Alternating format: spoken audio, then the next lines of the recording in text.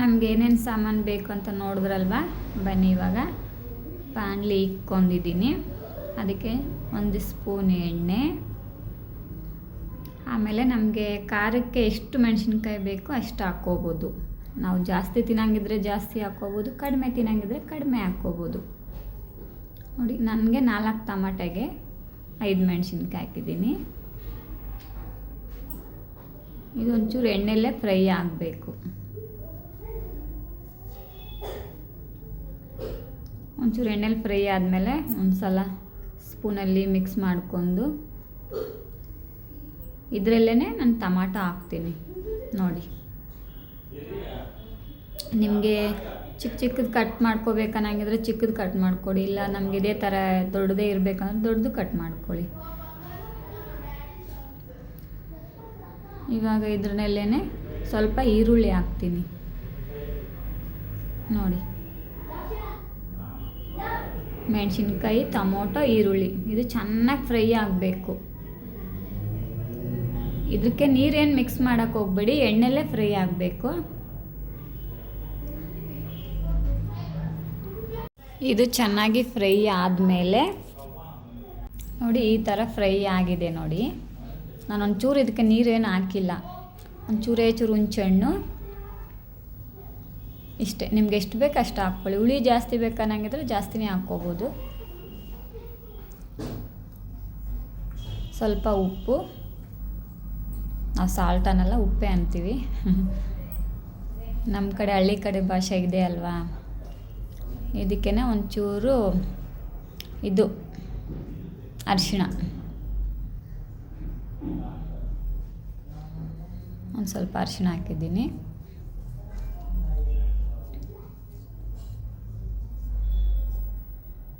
ಸ್ವಲ್ಪ ಇದು ಫ್ರೈ ಆಗಬೇಕು. ಚೆನ್ನಾಗಿ ಫ್ರೈ ಆದಮೇಲೆ ಮತ್ತೆ ಜೀರಿಗೆ ಹಾಕ್ತೀನಿ. ನೋಡಿ, ಇದು ಮಿಕ್ಸ್ ಮಾಡ್ಕೊತೀನಿ. ಇವಾಗ ಒಂದು 5 ನಿಮಿಷ ಚೆನ್ನಾಗಿ ಮಿಕ್ಸ್ ಮಾಡ್ಕೊತೀನಿ. ಯಾಕಂತಂದರೆ ಹುಂಚೆಹಣ್ಣು, ಜೀರಿಗೆ ಅದೆಲ್ಲ ಉಪ್ಪು ಅರಿಶಿಣ ಹಾಕಿರ್ತೀನಲ್ವ, ಒಂದು 5 ನಿಮಿಷ ಬಿಡಬೇಕು.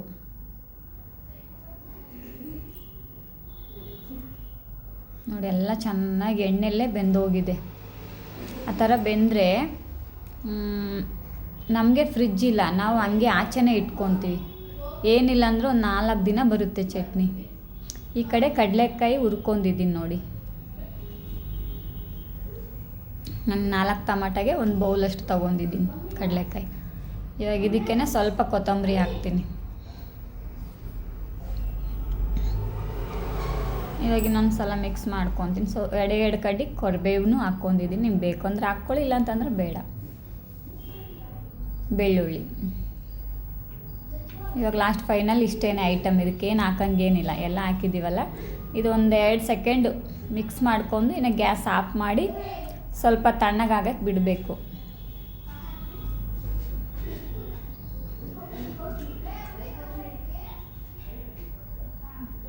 ಎಲ್ಲ ಚೆನ್ನಾಗಿ ಬೆಂದೈತೆ, ಏನಿಲ್ಲ. ಇದಕ್ಕೆ ನೀರು ಹಾಕಷ್ಟೇ ಇರಲ್ಲ, ಸೂಪರಾಗಿರುತ್ತೆ ಚಟ್ನಿ. ದೋಸೆ, ಇಡ್ಲಿಗೆ, ರೈಸು, ಚಪಾತಿ, ನಮಗೆ ಅಂತ ಇದು ಫೇವ್ರೇಟು. ನೀವು ಒಂದು ಸಲ ಟ್ರೈ ಮಾಡಿ ನೋಡಿ ಹೆಂಗಿದೆ ಅಂತ ಕಮೆಂಟು ಹಾಕಿ. ಟ್ರೈ ಮಾಡಿದ್ರೆ ಓಕೆನಾ? ನೋಡಿ, ಈ ಥರ ಬಂದಿದೆ.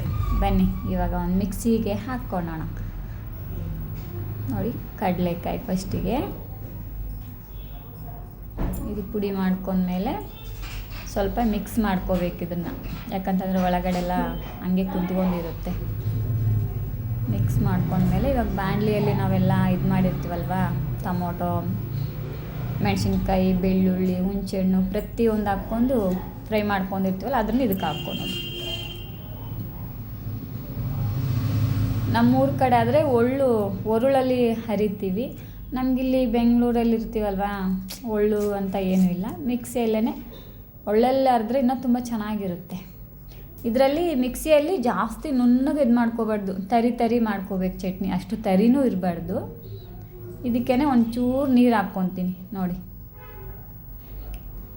ನೀರು ಹಾಕ್ಕೊಂಡು ಮಿಕ್ಸಿಗೆ ಇಟ್ಕೊತೀನಿ. ಆಮೇಲೆ ನಿಮಗೆ ಒಗ್ಗರಣೆ ಹಾಕ್ಬೇಕಂದ್ರೆ ಒಂಚೂರು ಕರಿಬೇವು, ಜೀರಿಗೆ ಹಾಕಿ ತಾಳಿಂಪೆನೂ ಮಾಡ್ಕೋಬೋದು. ನಾನು ಏನು ಮಾಡ್ಕೊಳ್ಳಲ್ಲ, ಹಂಗೆ ಇಟ್ಕೊಂಡ್ಬಿಡ್ತೀನಿ. ಯಾಕಂತಂದರೆ ಎಣ್ಣೆ ಆಲ್ರೆಡಿ ಎಲ್ಲ ಫ್ರೈ ಮಾಡಿರೋದು ಇರುತ್ತಲ್ವಾ, ಮತ್ತೆ ಏನಕ್ಕೆ ಅಂದ್ಬಿಟ್ಟು ಮಾಡಲ್ಲ. ನೋಡಿ ಇವಾಗ ಸರ್ವ್ ಮಾಡ್ತೀನಿ. ಈ ಥರ ಬಂದಿದೆ ಚಟ್ನಿ.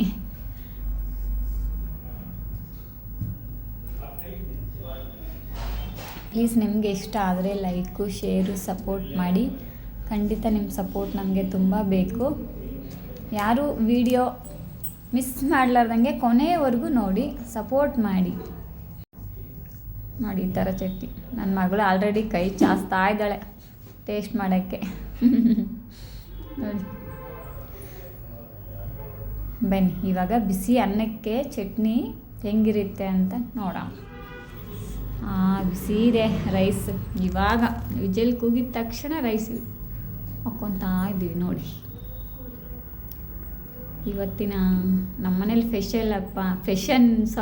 ಫೆಷಲ್ ಏನಂತಂದರೆ ಇದೇ ಫೆಷಲ್ ಇವತ್ತು. ಸೂಪರಾಗಿರುತ್ತೆ, ನಿಜವಾಗ್ಲೂ ಟ್ರೈ ಮಾಡಿ ಒಂದ್ಸಲ. ಇನ್ನೊಂದು ಸಲ ತಿನ್ನಬೇಕು ಅನ್ನಿಸ್ತೈತಿ. ಯಾರಿಗಾದ್ರೂ ಕೋಲ್ಡ್ ಆದರೆ ಆ ಥರ ಊಟ ಹುಷಾರಿಲ್ದಾಗ ಊಟನೇ ಮಾಡಲ್ಲಲ್ವ, ಈ ಥರ ಮಾಡಿಕೊಟ್ರೆ 1-2 ತುತ್ತು ಜಾಸ್ತಿ ಊಟ ಮಾಡ್ತಾರೆ.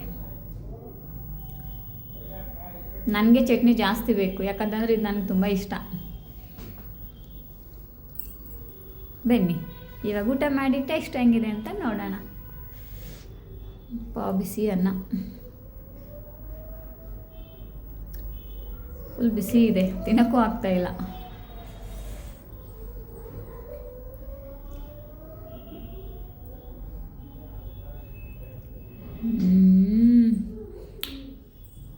ಸೂಪರ್.